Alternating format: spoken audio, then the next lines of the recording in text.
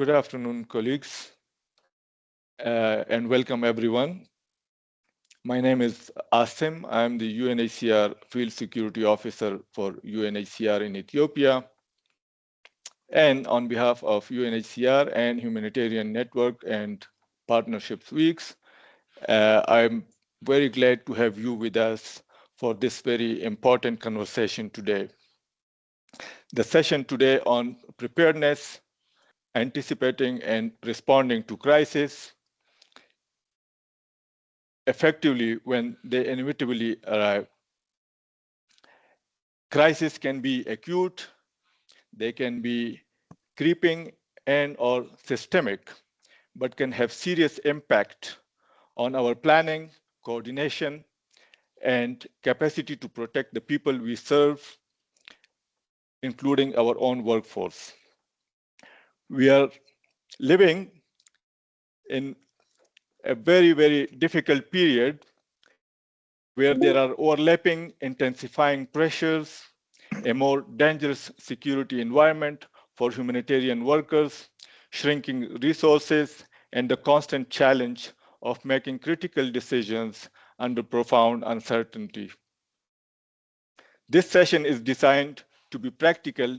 We want to discuss preparedness, how organizations build response readiness before a crisis fully occurs, and what it does take to protect operations and personnel in the critical hours after a crisis hits. We have an exceptional panel to guide that discussion today.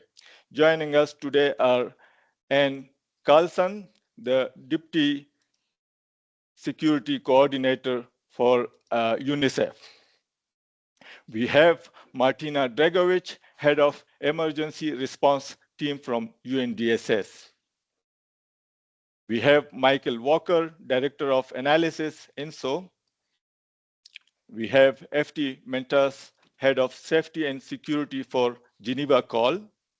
And we have Christina Vela, Director of Insecurity Insight.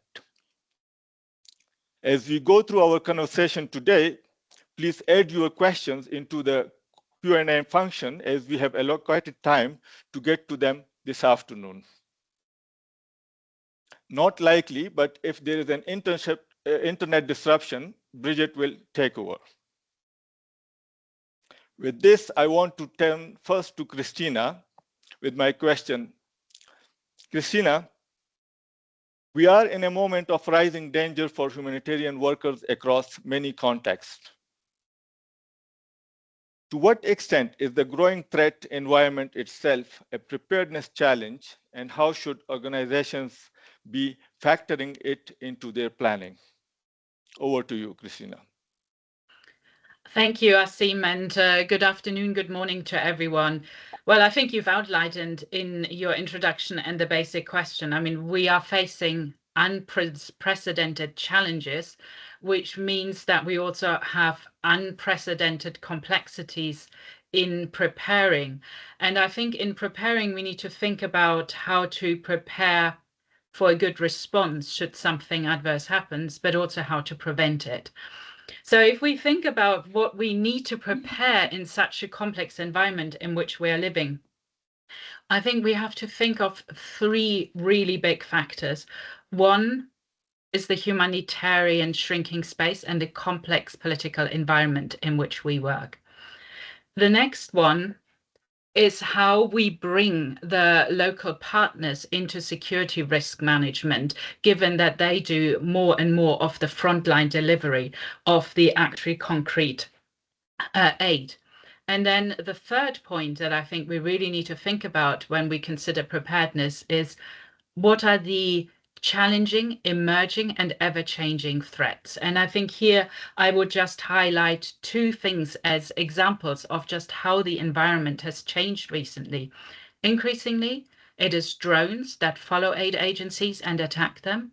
And we are also faced with a growing social media landscape that is affecting the information environment in which aid is delivered and in which harmful narratives redefine what is meant by humanitarian principles.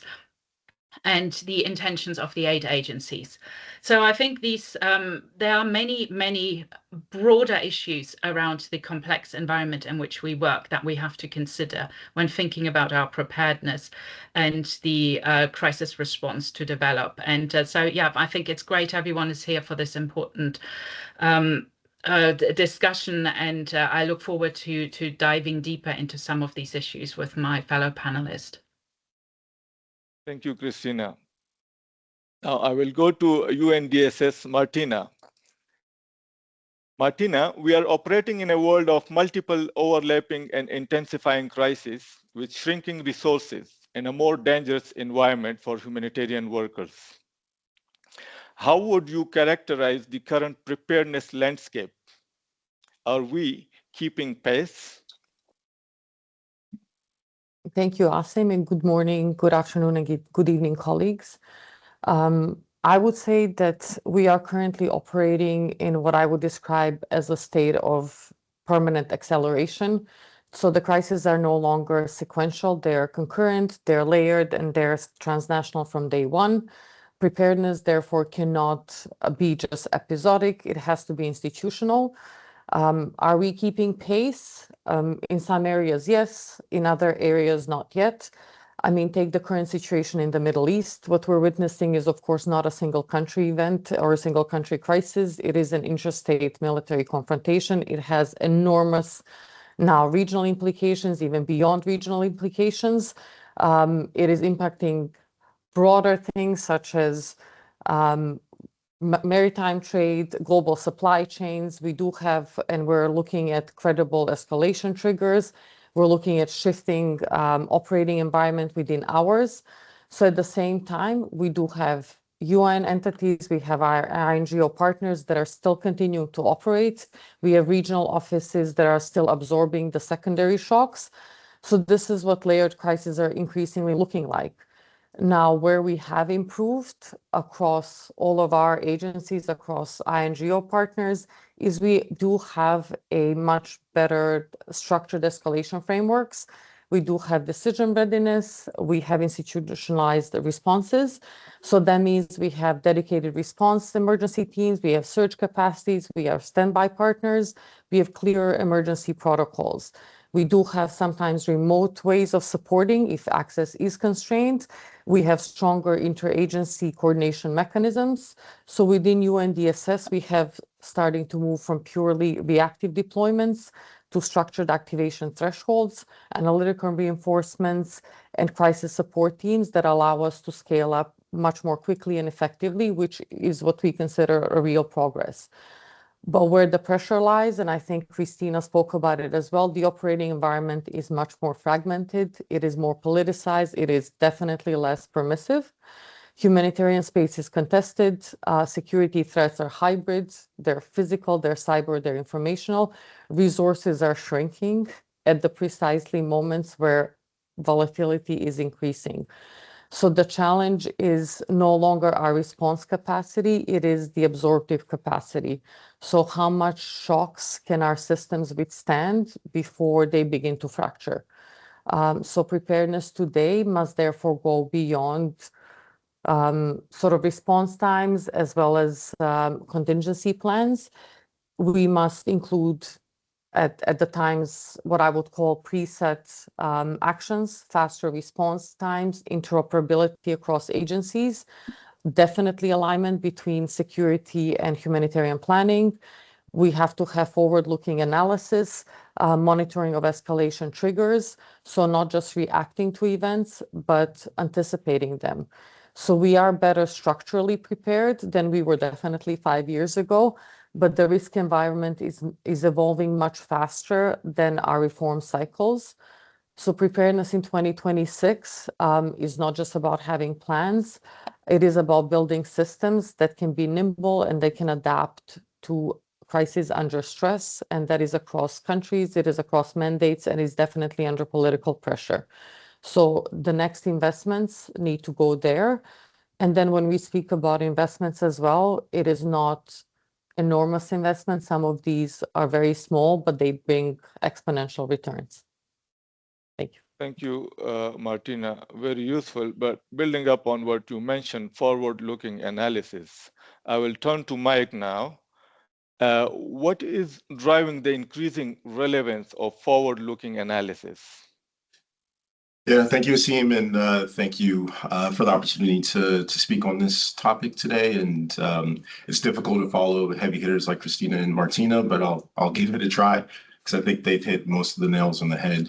Ultimately, from the analysis perspective, it's the breakdown of critical assumptions that we've carried over the last few decades, which is making analysis and planning much more difficult. But forward-looking analysis has always been relevant to inform contingency plans and anticipatory action. So a lot of the confusion or the difficulty, I should say, is primarily the movement from a unipolar order that was defined by some fits and bouts of multilateralism to a more multipolar unilateral approach to international issues and problems.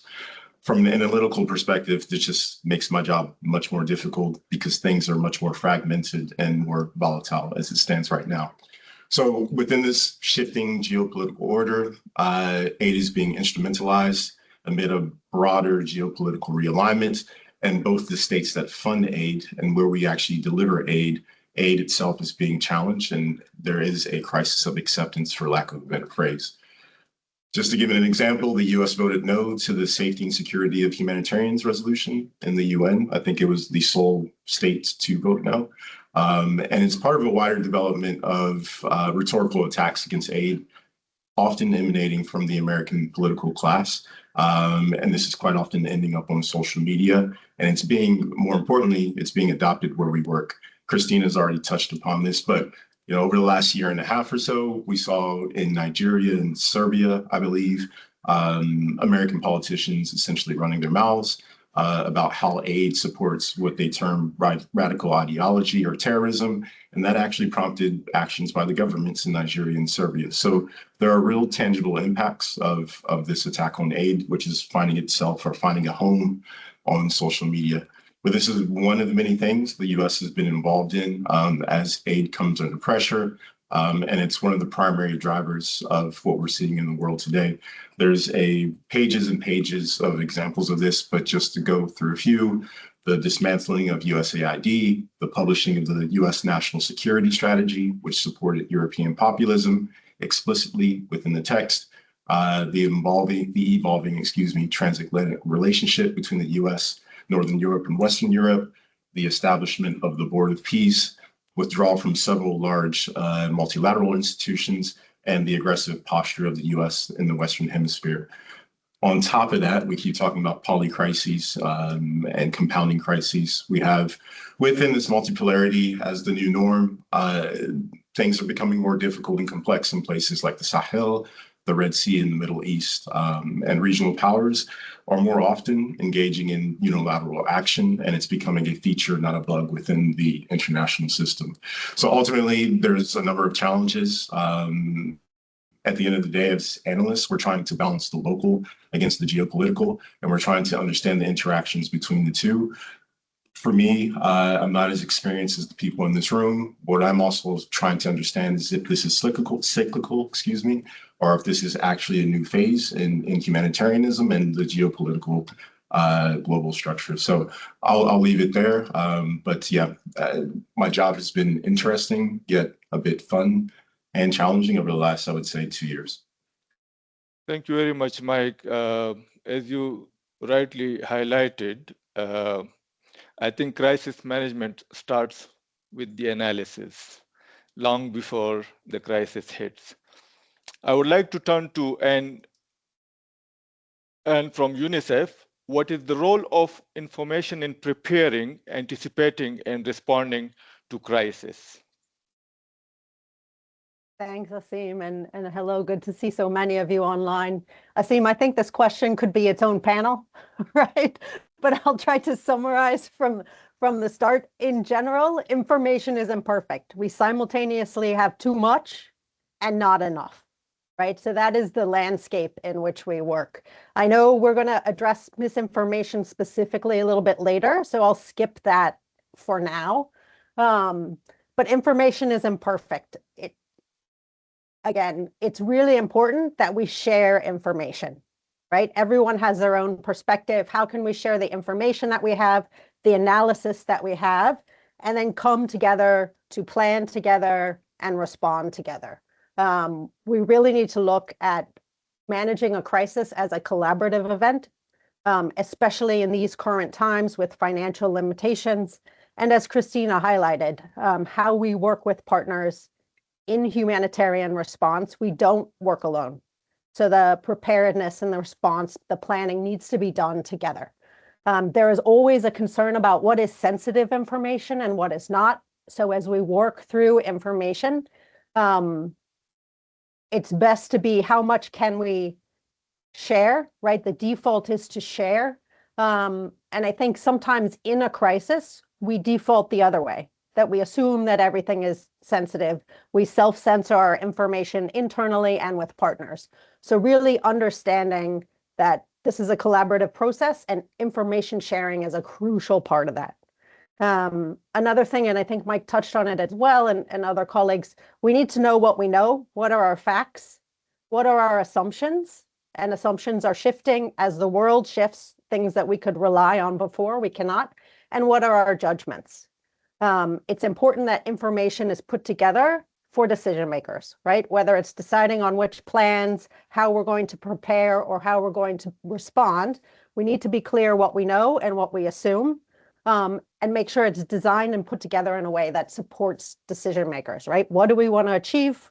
What are our priorities? What are we focusing on?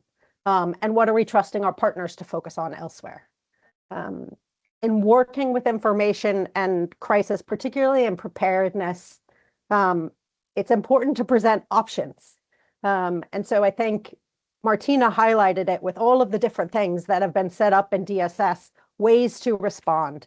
If you have one way to respond, it might not work, but having different options, different scenarios that you are looking at give you some kind of agility. So when the actual crisis hit, your plans won't be predictions, but at least they give you the flexibility to mix and match and find ways to meet the needs in an urgent and evolving situation. And then I'll come back to Martina's point on systems and structures. This very much applies to information and information management.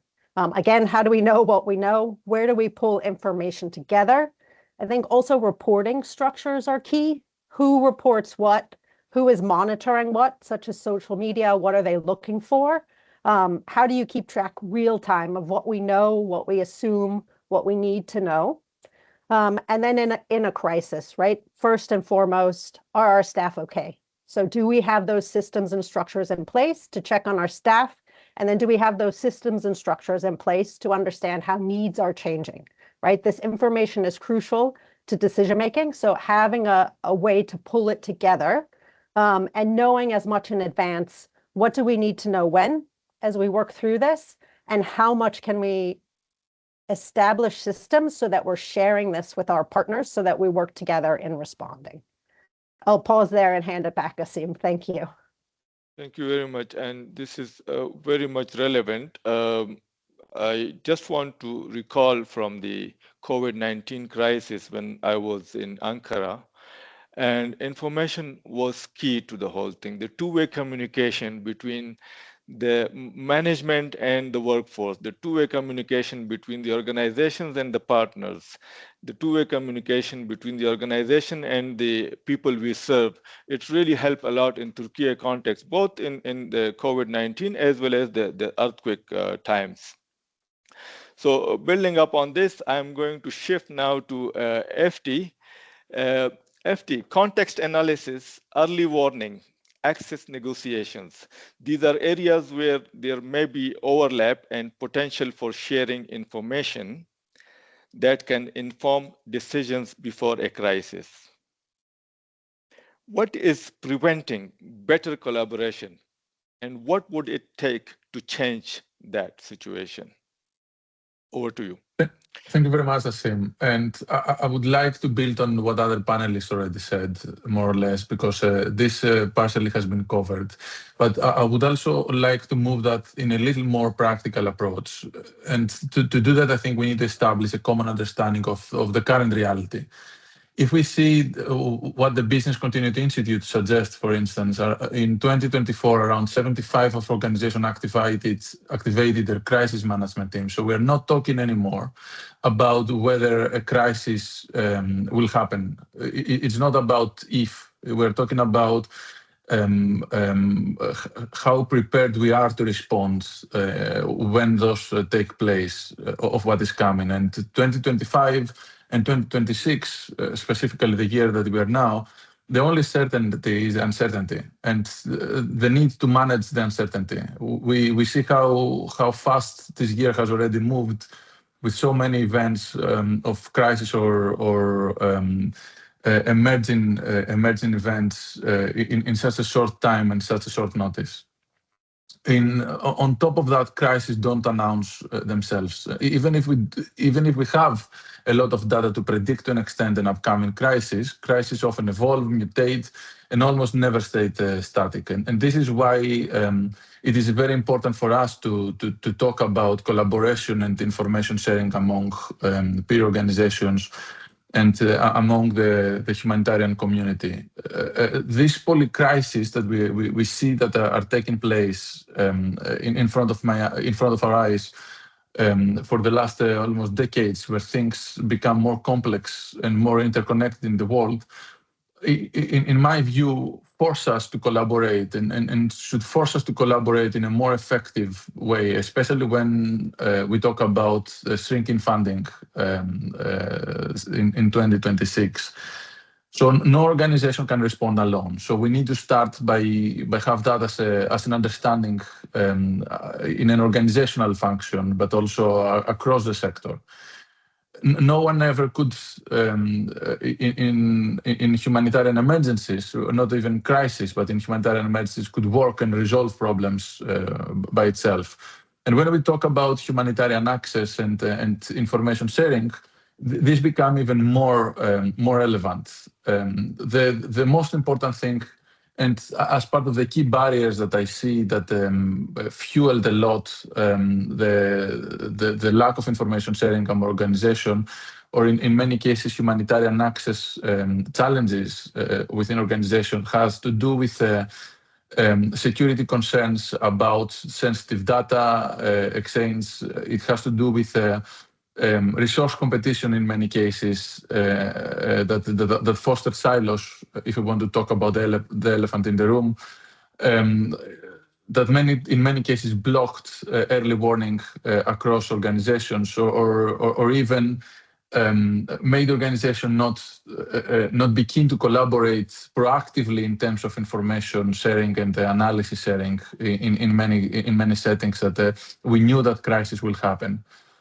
Rigid hierarchies requiring approvals within organization to be able to share information or even reactively deal with crisis played a role so far. But on top of that, in my perspective, there is a lack of standardized framework for joint work or contingency activation. Even if we have organizations like INSHO that do a lot of great job on the field to try to create a collaboration, or the Saving Lives Together framework from the UN, this is usually a theoretical framework that has no practical, on-the-ground contingency guideline framework that organizations can use to be able to work together. The other element is that usually we forget to see the local partners' knowledge that exists on the ground. And Christine mentioned something about that in terms of how we could use local partners in terms of crisis. The knowledge that they have in terms of crisis management as well as humanitarian responses is often overlooked by big agencies that can actually be used on this regard. Before posing, I would like to suggest that, in my perspective, the path forward in this specific case, it could be a real-time adaptation from organizations in terms of information sharing, in terms of developing contingency guiding frameworks, not plans, but guiding frameworks. And we have seen that happen in many cases. have a joint tabletop exercise as an organizations in terms of crisis management, but also humanitarian response proactively. And why not try to leverage technology and specifically AI as predictive and reactive co-pilots, specifically when we talk about resources sharing and information sharing among peer organizations. But I'm going to pause here and just to go back to you, Asim. Thank you, FT. I just picked up on one of the point about reliance on the national partners. I think this was one of the lessons in Sudan crisis when the war began. I think something we really missed on is that we never took the national colleagues on board because they were the ones, all the international stuff, they come with all these policies and nice knowledge, but the ground realities, the ground information, the same situation happened in the earthquake in Turkey, where we deployed the emergency response teams, everybody coming from the outside context, nobody taking into consideration the national partners and the national staff perspectives who have more knowledge, more context, more situational awareness to respond to that crisis. So thank you very much, FT, for this. I will now move to the first 72 hours where trajectories are set. The question is going to be to Martina, UNDSS. UNDSS has been candid that the sector has not always been there for humanitarian partners in the critical first 72 hours of a crisis. And that is where the trajectory of the entire response is shaped. What has changed in how UNDSS is approaching rapid response, and what does being there first actually require? Over to you, Martina. Well, I think it's important to start with a degree of brutal honesty. I think everybody knows and that historically UNDSS has not always been able to arrive early enough in the first phase of the crisis. And we all know that the first 72 hours are absolutely critical. So this is where access conditions are negotiated, operational footprints are established, and the trajectory of the entire response is often set. So UNDSS, we have asked ourselves this question that I think is an extremely important question. How do we ensure that security support moves at the same speed as humanitarian operations? So 3 things have changed with UNDSS recently. So the first, we have, as I already mentioned previously in my previous response, we have moved from reactive ad hoc deployments to dedicated response capacity. So we have now what we call a layered response architecture.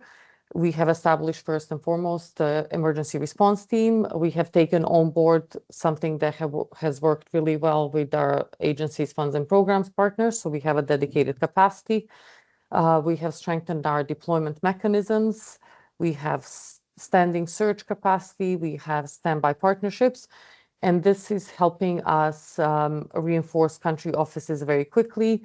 And we can do that rather than sort of assembling ad hoc support once the crisis has already unfolded. Second, we have introduced what we call the emergency protocols. I think everybody already has them. It is earth-shattering for UNDSS, but that accelerates decision-making, one thing that is extremely important, of course, in the middle of the emergency. So they do establish predefined triggers, roles, response mechanisms, so that even sometimes before our field leadership can request support, the answer is not like, let us think about what we can find. The answer is, here is who is deploying, when they will arrive, and what support systems can be activated. So the predictability matters enormously in the early hours of the response and of the crisis. And then the third, we are working much more closer with humanitarian partners from the outset, and Anne has spoken about this. We don't work alone ever. So security coordination cannot operate in a silo, and it cannot operate as a parallel track. Our role is to enable operations and is to enable our partners. So we are working alongside OCHA, agencies, funds, and programs, NGOs, SLT partners, so that the security arrangements facilitate humanitarian actions rather than slow it down. So for emergency response team, we are a cross-functional team. We have programmatic functions intentionally to be able to better understand the needs of our humanitarian partners, but also in every crisis, we have co-located with OCHA to be that much even closer to humanitarian planning. I would also like to add, I think, an important point. So being there first does not always, it's not always about speed. It requires institutional readiness. It does require capabilities also on the ground who are ready to withstand shocks, the staff who can deploy quickly. Analytical and coordination capacity has been spoken to in the panel about the knowledge information exchange among all of us. Flexible funding, because I think in the middle of the crisis, we should not be scrambling for money or trying to provide, when we're trying to provide life-saving support, or asking, should we stay 3 weeks or 2 weeks, or do we send 1 or 2 people in the middle of and the peak of the crisis? And of course, the trusted relationships with humanitarian partners before a crisis begins, because in reality, when a crisis erupts, you don't build trust in the first 72 hours. You rely on the trust you have built beforehand. So that is the shift that us in DSS are trying to make, from improvisation and ad hoc that we've done sort of before, to preparedness, and from reacting to crisis to arriving ready for them. And over to you. Thank you, Martina. I picked up on the speed of decision making in a crisis. I'm shifting towards N again, and speed of decision making is often the difference in a well-managed crisis response. How can organizations shorten or better support the decision making cycle in a crisis?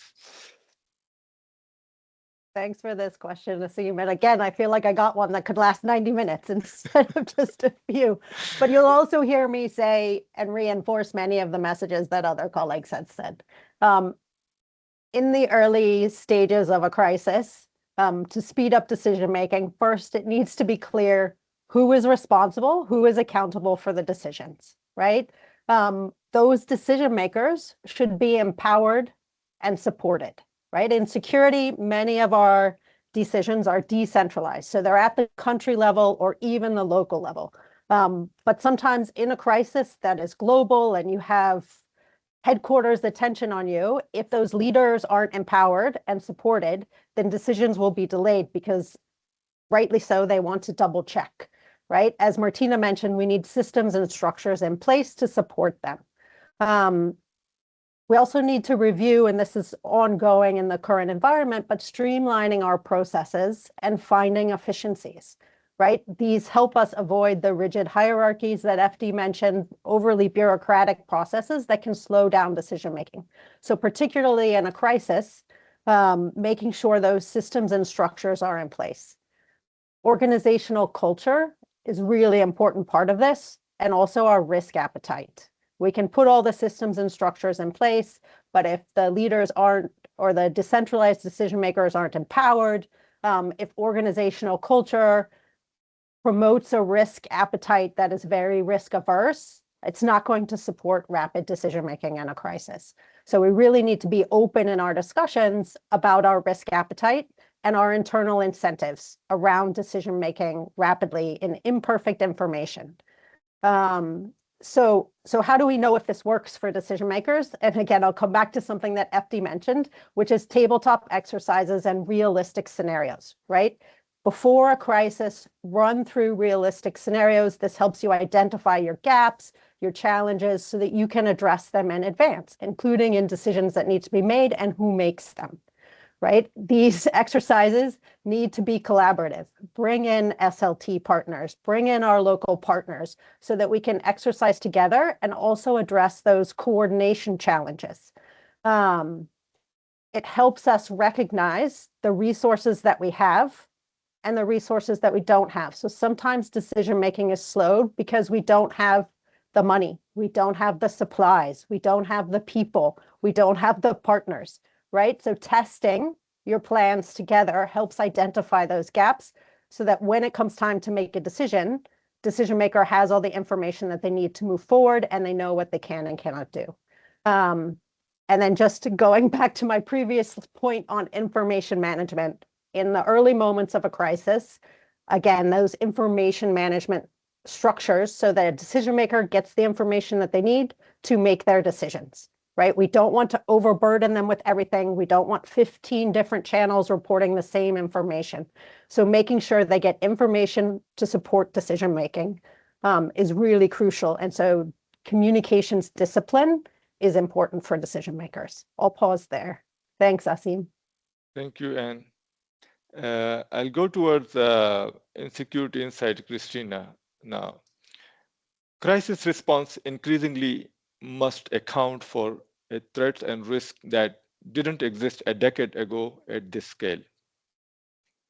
The rapid spread of narratives and misinformation. How do organizations prepare for this? Christina. Thank you. Yeah, I sort of feel like, Anne, this will be a panel all on its own.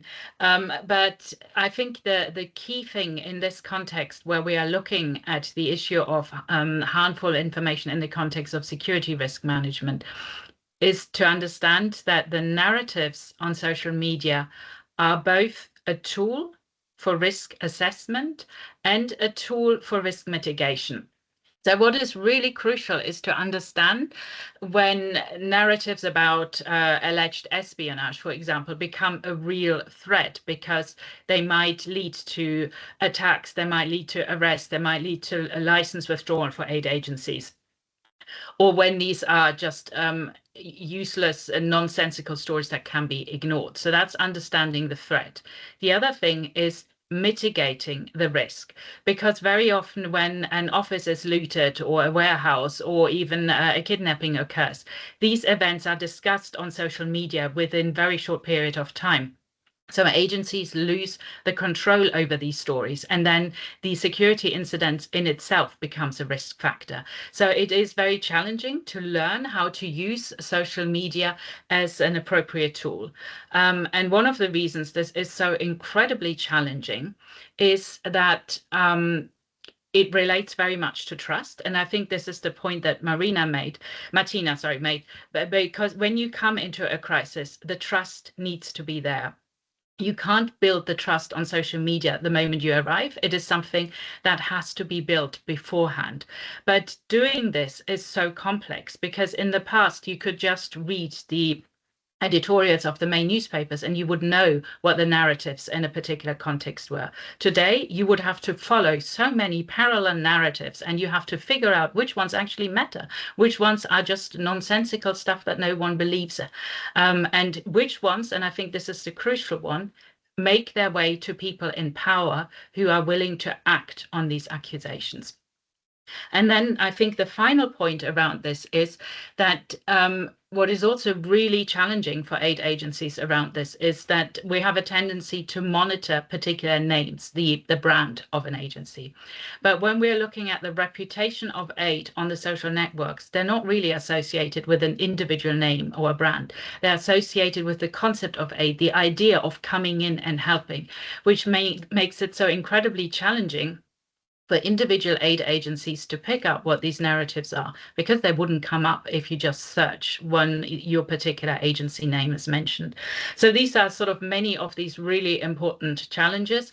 And what I think is really important is that we think of these social media networks as something where we have to start being proactive, because it is a place where we have to start to regaining something of that humanitarian space, of the understanding of the principles, and not leaving it to others to falsely define what the intention of the aid sector are. So I'll leave it at that, but yes, it is a huge topic that I think will probably follow us for quite some time to come. Thank you, Christina. What I really pick up on is the responsible use of social media When we were busy with the search and rescue operation after the massive earthquake in Turkey, there was something that really, really damaged the government efforts and also affected many humanitarians, where staff members from organizations were involved in spreading rumors on social media or this and that, and that really created a lot of situations for the people who were busy in responding to the crisis. Thank you. I'll go for my next question to Mike. How do NGOs build agency and response readiness even before a crisis fully materializes? Yeah, thank you, Asim. I think colleagues on the call have basically covered all the bases for this question, but just maybe to distill some of this, the preparation comes before the crisis happens. Obviously, the question comes, well, how do we know which crisis is coming? I would just say, bottom line up front, the focus is on preparedness over prediction.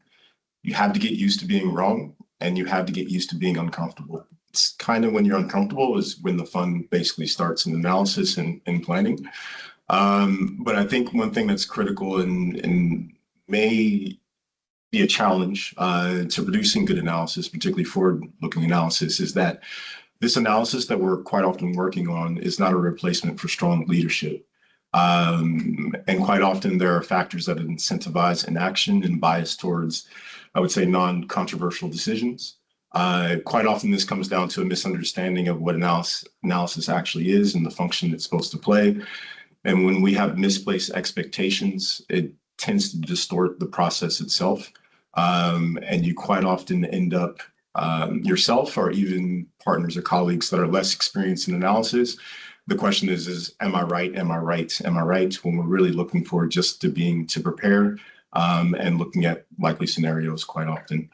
Regardless of all this, duty of care and informed assumption of risk are basic requirements, no matter how volatile this sector is. There is no reason to give up on these forward-looking assessments or to give up our agency, as Christina was talking about, in terms of addressing misinformation. So for us as a community, I think FD was talking about this, and as well as collectively imagining possible futures is a good way to start to identify potential shared outcomes for sometimes disparate scenarios. And this catalyzes effective planning, and it gives a sense of control to the end users, which are the most important people. This is not about me or the people on the panel. It's about the people managing risk, trying to maintain program resiliency, and most importantly, trying to protect their beneficiaries and staff.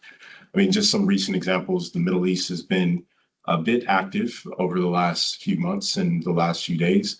We finished a regional roundtable yesterday, and we did a workshop in Iraq in February, just looking at, what are some of the outcomes of this escalation and conflict in the region, for lack of a better phrase. We find that across multiple scenarios, airspace closures are a likely outcome. That's something that NGOs can take and start to plan around, and that's real resilience and that's real planning. There are a variety of tools. They have fancy names, but most often it's a very human-centric process, basically to channel creativity, experience, and intuition that we all have. That's a great tool that each individual carries with them. These are tools that we carry collectively. So quite often our job is to facilitate strong conversations so we can work in contingency planning, anticipatory action, and everything else within that domain.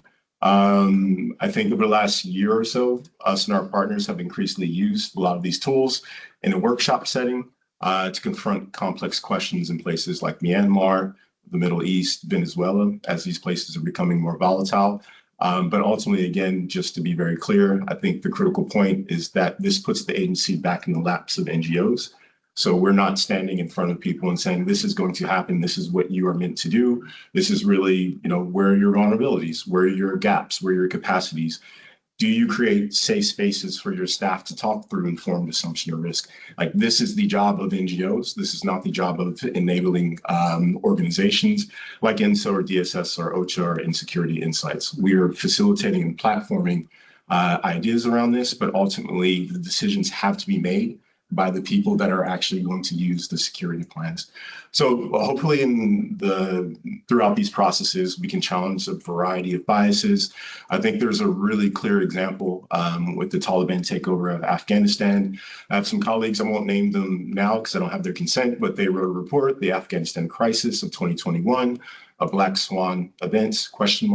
And the main takeaway I got from the reports, which was very insightful, is that we all kind of understood what was happening, but we had this bias that basically didn't want to allow us to actually plan or consider it as a real possibility. So we had data, we had indicators, we had decades of experience in the country. We saw administrators' centers falling one by one. And yet collectively, not individually, some organizations and some individuals were very prepared. But I would say as a community, we weren't prepared for what actually happened. So these processes are in place to ensure that that happens less. Again, there's quite often the possibility that we'll be wrong. But if we're focusing on preparedness rather than crystal balling what's going to happen in the future, the outcomes are better for everyone involved, not just us, but for our beneficiaries as well. Thank you, Mike. My next question is going to be FT, Geneva call. In a world of shrinking donor funding and growing crisis, what does a more collaborative and resource-efficient preparedness for crisis looks like? This is a very good question, and I think very valid, especially into 2026.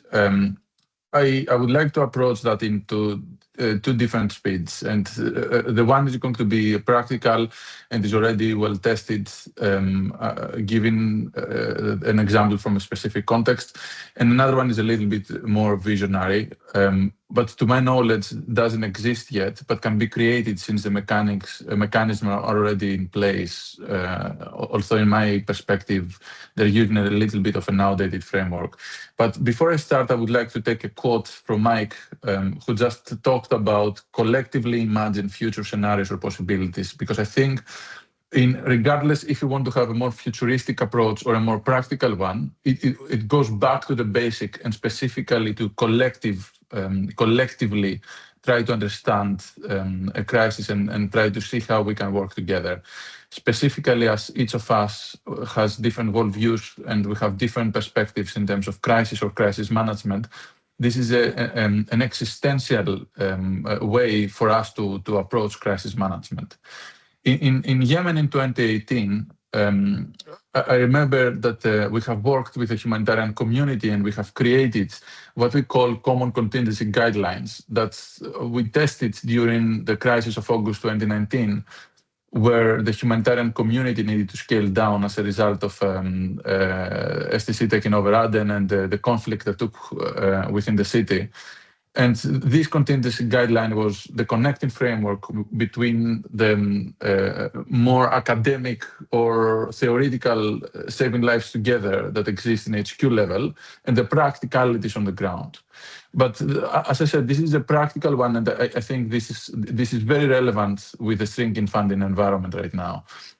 Then if we want to talk about a more futuristic, not necessarily something that is far from what we have already, but using the current technologies, in this specific case, we can potentially imagine a collaborative preparedness, a shared resilient ecosystem, where essentially it is a network of AI-augmented web of local global actors pulling predictive intel and prevalidating capacities and flexible funds for hyper-efficient response. That, for me, will be an ideal scenario if we talk about how to better use the resources. In this specific approach, for instance, we can picture crisis hubs as agile nerve centers, co-led by NGOs, UN agencies, and even supported in some cases by governments or actors that are responding to specific events. that could host early warning dashboards or even few satellites data on specific responses. We saw that especially in Turkey, as you gave this as an example, Asim, where European Union had a lot of data from satellites. Private sector used a lot of satellite imagery to be able to understand the extent of the damage and coordinate the response. So in this specific case, we could imagine not in the far future that we could actually try to create something like that as a community to better use resources, and instead of duplicating some of the already existing expertise. Funding shifts to, in this specific case, funding could shift to unmarked impact pools that can actually use this expertise in a real time, based on the needs in a real time. And for instance, organizations like Geneva Call, we have an expertise when we talk about humanitarian access and armed actors and armed groups in many of the contexts we operate. It wouldn't be necessarily, let's say, to have heavy humanitarian access departments in some organization if they were using some of this expertise. We would need, for instance, to have heavy analytical departments if we're using analytical frameworks and analytical capacities that INSO has already built and already have the human resources to be able to support, or UN in these specific cases. So in my view, the key elements that I see as a way forward as a community when we talk about sinking funding environment, it is local-led fusion networks, empower, let's say, southern actors of a big percentage of the decision-making in terms of the hubs that could actually be like a blockchain for transparent resource swaps across the sector, like speedy usage of resources based on the needs and not based on silos that it is a current situation. High-powered prediction engines, especially right now that we see that coming from the private sector more and more frequently in front of us. Some of them are for free because you can see them created by individual users. But what I want to close is that this could slash its duplication up to 40% if common services catalogs being created in terms of expertise, in terms on the ground from organizations, and usage of specialty in scale from organizations that already have the capacity to be able to respond in specific crises. FT, thank you very much. Now I'm looking at the time, and I guess it's time to go into the question and answer sessions. We have a couple of questions from the participants, and one question is, Christina, I'm aware that you will have to leave a bit earlier, so let me know if you want to respond to this before you leave. How can information and risk analysis be translated into actionable insights that lead to adaptive, context-specific decisions? What mechanisms ensure multi-hazard analysis influences preparedness and response? And how can local actors be meaningfully integrated to impact decisions? Will anyone be able to answer this one? I like to talk too much, so maybe I can start with just really quickly. If I understand the question, I think one of the answers is, I think many of you, most recently FD has spoken to this, but bring these processes as close to the end user as possible. If it is about me sitting in The Hague in this comfortable chair, sun outside, my understanding of that risk and that urgency of that risk is completely different than the person sitting in Beirut right now. So I think it's critical to understand the needs of the end user and make sure the end users are the primary drivers of the process, and remind ourselves that we are facilitating a process and we are adding resources to a process that ultimately needs to serve our colleagues in the field who are trying to ensure that people in need get the aid that they deserve in the safest and most dignified manner possible. Yeah, I can perhaps Thank you, follow Mike. on from that, because I think Mike's point about how to improve this is by bringing it as close as possible to the end user, and also getting the feedback from the end user of how this data is understood and can be translated into actionable preparedness or direct immediate measures is absolutely crucial. What I would add to Michael's point is that in this globalized, increasingly interconnected world, we need to be aware that there are actually multiple data users. It is as much at headquarter level someone who has to take very big strategic decisions, to a country director, as well as some local program implementers, as well as local partners. And the information needs may be different for these different end users, yet it is the same crisis they need information about. And I think that is the other key challenging thing that perhaps goes for organizations that produce this information. How can we make sure the data is operational on so many levels at the same time? And also, I think we need to think that the data needs to be used within different silos within the aid sector, so that it needs to be usable for security risk managers. It may also be usable, or needs to be usable, for communication. It may need to be usable for advocacy. It needs to feed in this sort of complex environment into so many processes. And the way you talk about the same issue when you want to do humanitarian diplomacy is different language than when you talk about it in terms of an immediate risk on the ground. Yet it's the same crisis. It's the same basic information that supports our understanding. Yet to make it usable for the end user, it's got to be framed and presented differently. And that is a massive challenge, I think we're all still struggling with. Thank you, Christina and Mike. And if I may add, I'm sorry for jumping. I think we should also not forget the interaction with local actors in this exercise, because this is something that is usually overlooked. And in my perspective, local actors can be integrated through participatory risk assessments, co-design of workshops, or multi-sectoral committees that embed community knowledge into decision processes. Because in many cases, the communities we serve have already coping mechanisms in terms of some of the crises that we try to respond to.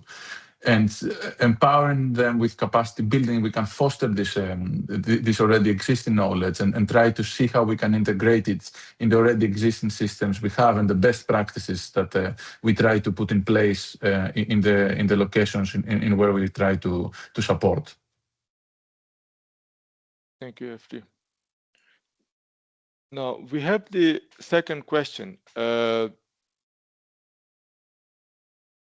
What crisis preparedness approach is most appropriate under the assumption that all communication systems fail? It's an interesting question. So, if all communications fail, how do we which crisis preparedness approach is the most appropriate under those circumstances? I can take that. I mean, I can take a stab at that one.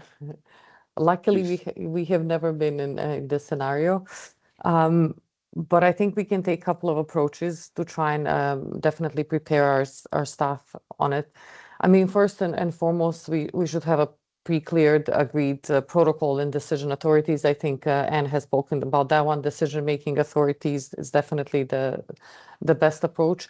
So of course, staff and leadership must know in advance which actions they need to take if communication is lost.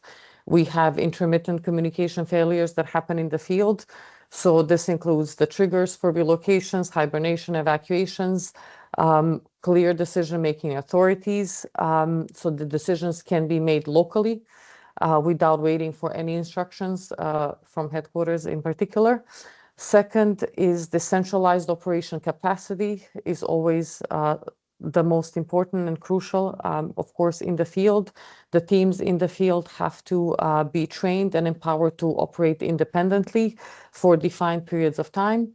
The preparedness has to ensure that the critical personnel have the resources, the training, and the authority to continue to essentially function even without any external guidance. Redundancy through hopefully analog, low technology methods. We're assuming that not all communication technology is going to fail at the same time. Something is going to continue functioning, whether there's an internet failure and then you have SMS continuing to function. There might be radio functioning, but there is some sort of a method. But even if everything fails, at least they should have predefined rendezvous points, for example, where they need to converge.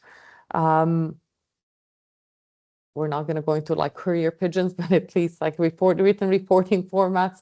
And I think at least the staff can gather at the same place. And then, of course, I think both FT has spoken about it and has spoken about it.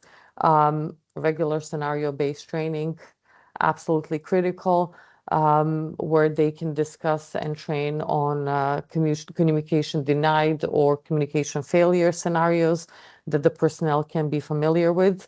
Where they're operating under uncertainties and contingency procedures. As I mentioned, we do have in quite a lot of the field environments where the communications go in and out. So this is not something that they're completely unfamiliar with. But luckily, like knock on wood, we have not been in scenarios where there's an absolute communications failure. But they need to be prepared. So happy for anybody else to jump in with hopefully additional ways and methods. Yeah, I can jump in. Please, FT. I think you already mentioned that, Martina. The preparedness is key in these specific scenarios. And when we talk about preparedness, we're not talking about the theoretical framework that we try to have in a piece of paper, but also the scenarios that you try to also test on the ground and try to do some tabletop exercises with the team. In my experience, and this has happened quite a few times when we talk in the war in Tigray. Recently happened something similar in Afghanistan, where there was a blackout of communication and many organizations were not able to talk with HQ, especially humanitarian organizations that didn't have the license to be able to use satellite communication. They didn't have a lot of options. In this specific case, I think the best practices come back to the basics with crisis management or critical incident events. And the way we usually approach that is we have a tiered system in terms of incident management, where the decision making is centralized and decentralized at the same time, depending on the nature of the incident. Usually, there are contingency documentation in terms of what to do in terms of a communication blackout, especially when you talk about these two environments that this is quite likely to happen. But in my perspective, the most important element is to ensure that you continue doing these tabletop exercises and you try to have creative solutions. For instance, in the latest blackout that took place in Afghanistan, I know that many NGOs found a way to communicate by going close to some of the borders where there was network from a different country, or to a UN agency that had already a license to be able to use satellite communication, and they could be able to notify HQ through that way. And the reason why those organizations were able to do that, it was because they have proactively discussed this possibility as a scenario and what to do in this case so as to not lose totally the communications with HQ. And the decentralized management of the incident itself ensure that even when you cannot communicate at all times with HQ, you were able to take some key decisions on the field so as to continue to have sustainable programming and sustainable operations during the circumstances. Thank you, FT. Mike, you want to add something? No, I think FD and Martina well covered a fairly difficult situation with really practical mitigation measures. Thank you. But thank you, Martina, FT. And we are certainly going to benefit a lot from this in Ethiopia, where we do have some serious communication challenges on importation of equipment into the country. So thank you. We'll go to the next question. While social media remains a great source of information, to what extent can we rely on the information out there on social media to inform our planning and response, given that it still is a great tool for misinformation and disinformation as well? Is this clear enough? Yeah, I can start on this. Yeah, So I thank think the first thing I would say is that what we find on social media is not necessarily information. It can be sentiment, it can be emotions, it can be perceptions. That I think is really important to understand. And while in some crises people may sort of say we need X, Y, and Z, and you may use this to get a sense of, oh, after this earthquake, here is a particular high level of damage or similar, I would say the main way in which we should think of using social media in response planning is a tool for acceptance assessment to understand how much the activities are accepted and where there are risks. And the other element is the expectation gap, because we are finding that people have so much hope for aid in a situation of a crisis, yet there is limited capacity to respond. And when we then have a situation where aid agencies post the aid that has arrived at the airport on social media, then people expect it will arrive. And when it doesn't come, then it turns into narratives about corruption and other issues. So social media is a risk factor for expectation gaps. So in that sense, I would say, to that question, how can we practically use it in response planning? It's around defining your communication around expectations, making sure there is acceptance for what you're doing, and by monitoring how the community is talking about it. That, I think, is the tool. It's not one to assess the needs directly, although you can at sometimes use it to get some sort of sense of it, but I would always cross-check that against other sources, because social media, this is the final point, is a place where people choose to be. So the loudest voices are the ones we hear the most, and that's not necessarily be the representation of those who are in most of need. Thank you, Christina. We go to the next question. You mentioned the need for common contingency guidelines. Are these in place, and what factors should be considered for our own crisis preparedness? Was it mentioned by FT? Yes, so the common contingency guidelines is something that has been used in Yemen. I know that some other countries used it as an inspiration. These are not documents that are available for people that are not in this specific location, so there is nothing that you can find online as far as I understand. But the way that I drafted this document back then was essentially with a central idea of how we can be able to coordinate. For instance, in case of an emergency, what are going to be the rendezvous points?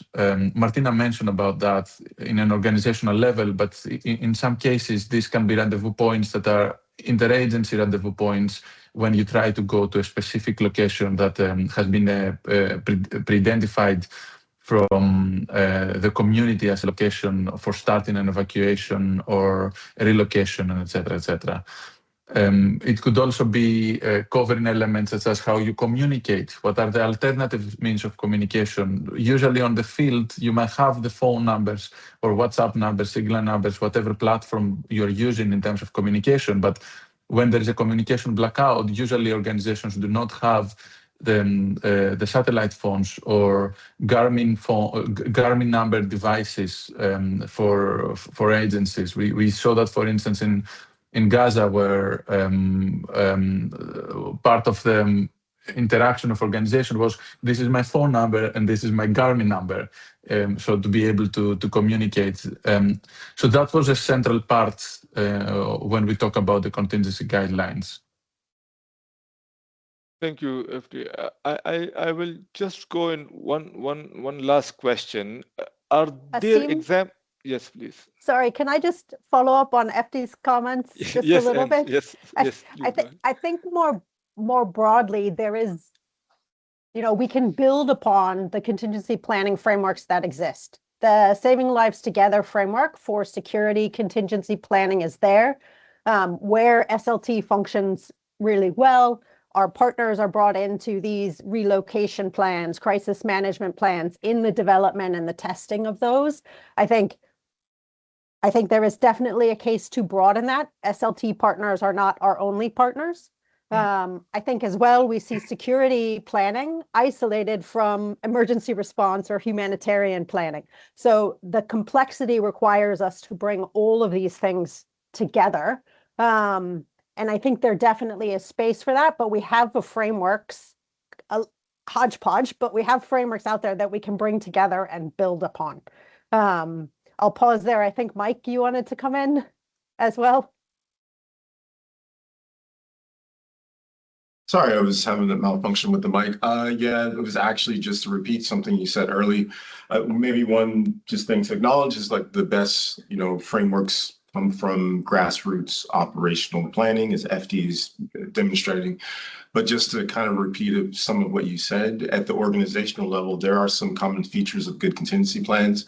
Full integration of risk appetite at the organizational level, an understanding of individual risk appetite, an integration of program criticality and thinking and program resiliency models, clear internal and external responsibilities within plans, leveraging information sharing and collective analytical power of the community, and clear organizationally relevant triggers. And then finally, just flexibility within the plans as well. I think very quickly, those last 2 points, it is difficult for all of us to contend with flexibility within plans and identifying triggers.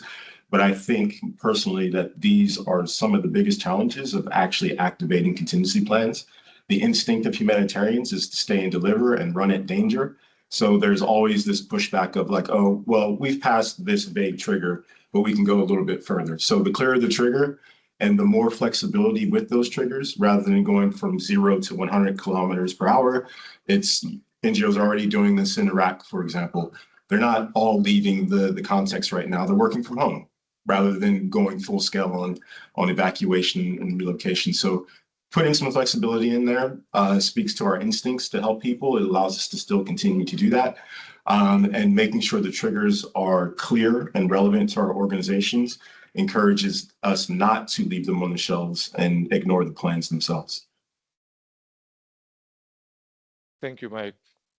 So I go to the next question, and it's a very interesting one for me too. What do you think about the role of artificial intelligence and employing it in crisis preparedness and anticipating?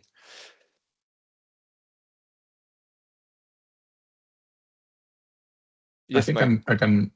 Mike, go ahead first. Yeah, I mean, just really quickly, I'd like to have a job in the future. So I'll just say that these will still be human-centered processes at the end of the day. We're continuing with this at INSO. I think if our junior analysts were to ask, you can use it as a proofreading tool and you can use it as a fact-checking tool, but you still have to go check the facts yourself. Even today, when I was checking if the US had voted no on the resolution, AI was telling me there was no vote from the US. So I had to go, I don't really think that's the case. And then I ended up talking to AI and explaining what was going on, which is weird in itself, but that's basically how we're using it here at INSO. Yeah, I can add something to that. I couldn't agree more with Mike on that, because I think the one thing we really have to be aware of is that AI is always trained on the past, and every crisis is unique and new. And the ability of AI to tell us accurately what is happening in something that has never happened in exactly this format before, I think we are a long way away from actually getting that. So I think AI is useful for getting your spelling right in an emergency email, but not for knowing what to do or even figuring out what is happening, because it just tells you what it imagined may be happening because of what happens in the past at some point. Thank you, Christina. If I may add, I would like to agree with both on this regard, but in my perspective, I believe that there is also space for AI, not in terms of taking over, but as a co-pilot in terms of enhancing the capabilities. I think the most usual and the most frequent problem I see is that we usually believe that AI will solve the problems. This is not going to happen. But it can actually support us to take more speedy decisions and utilize resources in some cases in a more calculated way that humans we cannot potentially be able to calculate based on our own limitations or the stress and other factors that AI will not have in place. For instance, in the second question, Asim did, one of the ways I envision in the future of collaboration, especially in the seeking and funding environment, is by using what I call crisis hubs, where actually we have a co-pilot AI that support us to engage specific actors with specific specialty in terms and resources in a manner that is better calculated. I'm not talking about predictions because, for instance, no one can predict specific things. AI, as Kristin said, can only talk about things that it knows. It will never be able to necessarily predict the crisis to the extent or the mutations that will come in after. And if we over-rely, we will, in the end of the day, be in a situation of false negatives or false perceptions that we will not be able to tackle those biases because AI, as we all know, it comes with a very compelling message, making us believe that it knows better than us. But for users of resources and users of as a co-pilot in crisis management, I think there is a lot of space for improvement on this regard. Thank you, FD. We go to our next question. What are the most important things member states in the audience can do to support better preparedness and crisis response?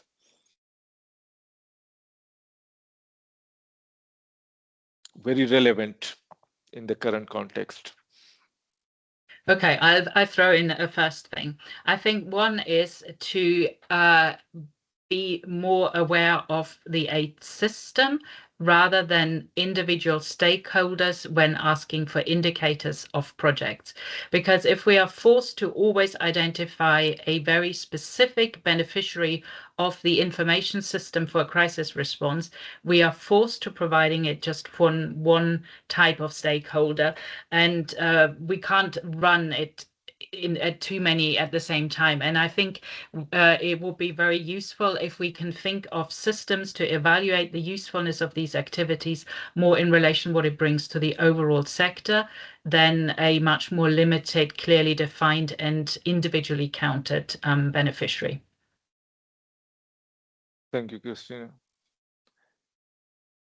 The next question, are there examples of contingency planning or scenario forecasting that changed how an organization responded when the crisis came? What made the difference between a plan that sat on a shelf and one that was actually used? It's probably like a success story or a success story.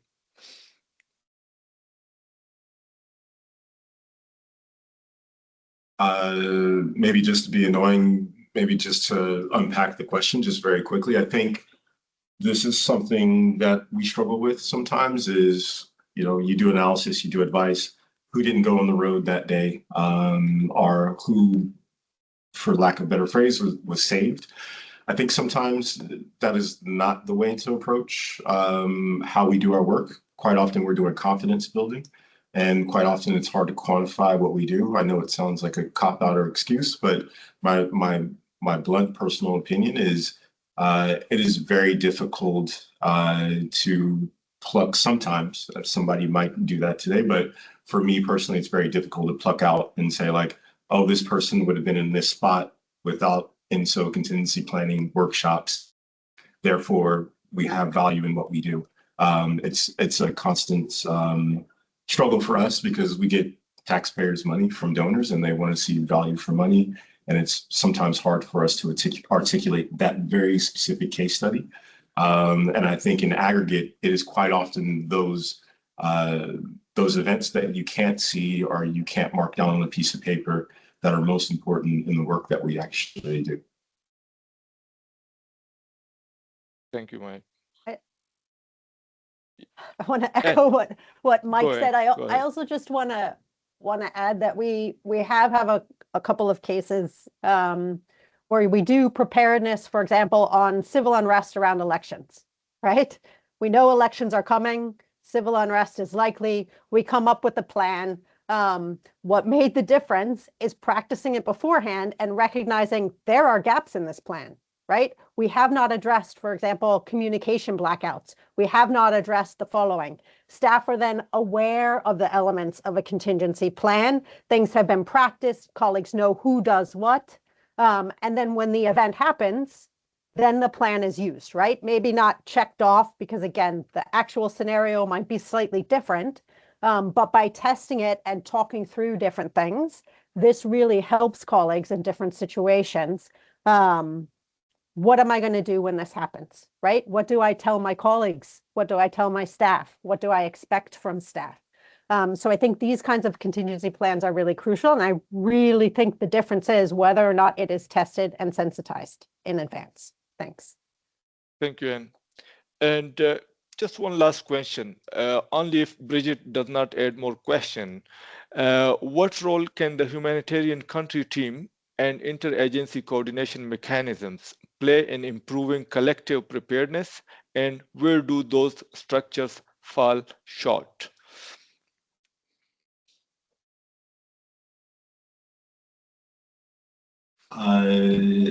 Again, just really quickly, I think what we are encouraging NGOs to demand from the UN system, whatever structure or subunit within that is transparency from the UN.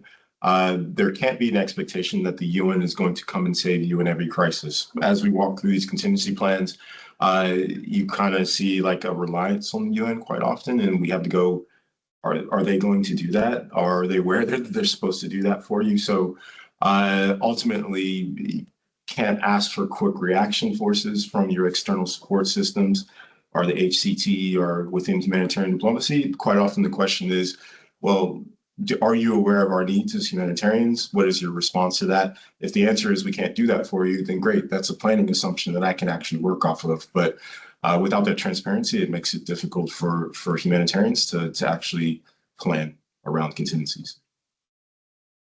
And if I want to add a little more from what Mike said, I think in my perspective, I believe we need to be a bit more critical. UN will not be able to support, not because they don't want, but the reality on the ground is that if you have 50, 60 NGOs, all of them call in separately UNDSS, it is unlikely that this will work in a real crisis event because they will not be able to get the line, they will not be able to get all the information on time, and et cetera, et cetera. And it has nothing to do with the willingness of UNDSS, which most of the times is very open to support. It has to do with the practicality. If two people, for instance, call in the same line, the line will not work. If 50 of them call, then you're losing unnecessary time. I'm coming back to what I said about common contingency guidelines, which I think it is a responsibility in a country level, in a country management, specifically to work on that and find a way of communication between the between the NGOs on the ground and between those and the UNDSS. And this is why I said that the Saving Lives Together is a nice theoretical framework. We need to build from that and extract the elements, the core elements that can help us and enable us to create the common contingency guidelines that will enable us as humanitarian community to coordinate and work together in case of an emergency. If we rely on UN, in the end of the day, it will not work. And again, over and over and over, any crisis I have been in any specific situation, that was the recurring thing. And it was always linked with communication failure from the practical element, not from what UNDSS people wanted to do, but what was practically possible to happen on the ground. Thank you, FT. If I may, Yes. from UNDSS side, and thank you both, Mike and Esty, for these comments. I think on our side, we're very much encouraging our field colleagues to be very frank and share information from the beginning as to what is possible, even sort of before the crisis hit, and to be more sort of in tune with INGOs, but also provide that support whenever possible. And I think and this is where you hit the nail on the head, is we need to be very open as to the resources that we have from the outset and not wait for the crisis to hit and then try and scramble and say we can or cannot do something, but then strengthen the relationship in the field from the outset. And this is where I think we go back to the loop from the beginning where Anne was speaking about it. Information sharing is absolutely crucial, and strengthening those frameworks and the platforms. On the humanitarian country theme, this is where, of course, we also encourage our UNDSS colleagues, because interagency coordination mechanisms are absolutely critical for us as well, and sometimes we're not part of it, for us to be and have that seat at the table, because having that is sort of the common planning platforms, but also common information sharing platforms. Security cannot be in a silo. We have to be part of that, and having the seat at the table also as HCTs for UNDSS is central. So being weaved into that is important to us, because security, humanitarian, and operational actors need to sit together. Thank you, Martina. Well, I see Christina has left to join the other session, but just one last on final reflections from your side. If you could advocate for one area on crisis preparedness and response for the sector, what would it be?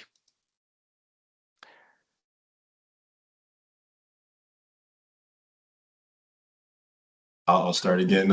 I'm stealing this from a colleague from a policy and advocacy comms team, but let's not only make sure our leaders are accountable, but also well supported. It can be very lonely in a crisis situation.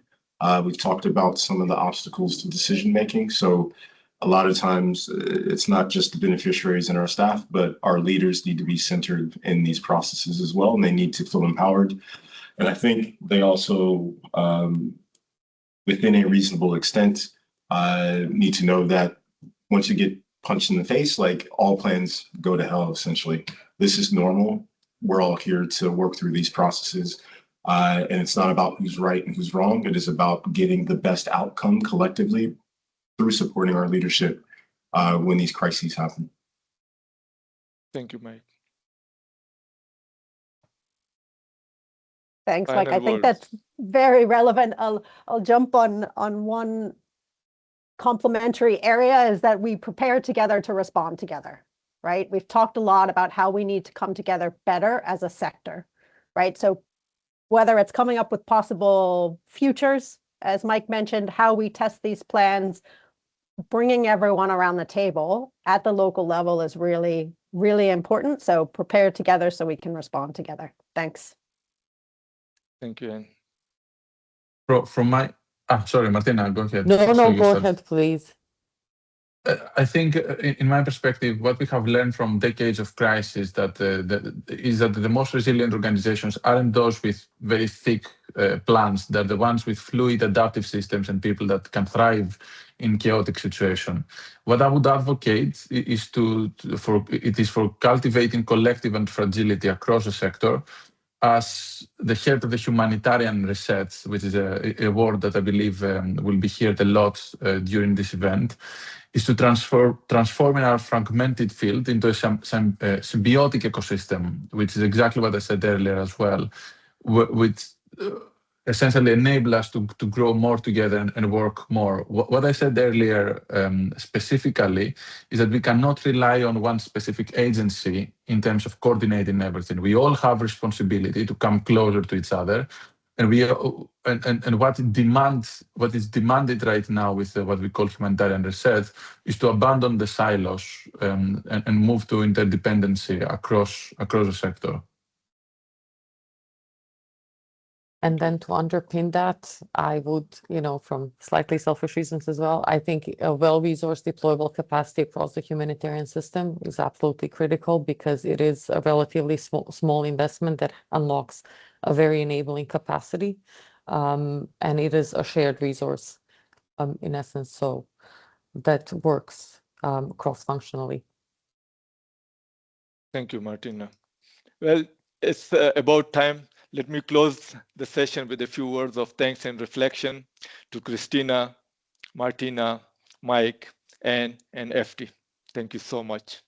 What you have brought to this conversation today has been exactly what this kind of session should be: honest, practical, and grounded in real experience from the field. We are grateful for your time. If we are able to summarize what we have heard over the past 90 minutes, a few things stand out. First, preparedness is not a plan on a shelf. It is a practice. It requires investment before the crisis, not just response during it. Second, the first 72 hours are decisive, and how organizations perform in that window is shaped entirely by the decisions and structures put in place long before the crisis arrives. Third, no organization can or should do this alone.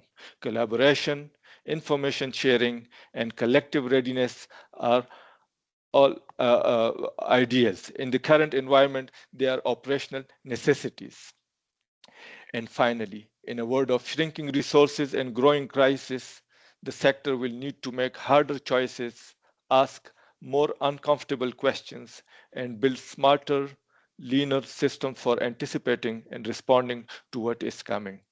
We hope this conversation continues well beyond this forum. Thank you very much, all.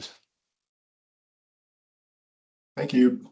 Thanks so Bye. much, everyone. Thank you. Bye. Be safe out there. Thanks, everyone. Thank you.